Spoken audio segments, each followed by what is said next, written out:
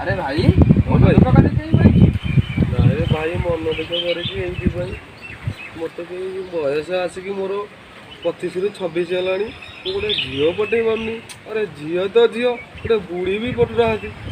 अरे यही कथा झील पटना तो मोर कौन किसी मन होनी किसी दे हाँ गोटे कौन पालिया मोर मन होनी। अरे तो गोटे ठीक कर देछि झील ठीक करिछु तू भाई कथा एते बुझुछु। अरे हाँ भाई देखा चाहूँ हाँ भाई ये देखा दोनों गोटे खुशी है देखू तो ए देख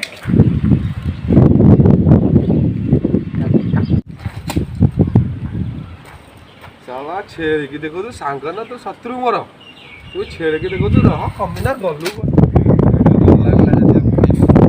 लाइक करो कमेंट करो शेयर करो सब्सक्राइब करो नवा वीडियो देखने को प्रोसेस करो।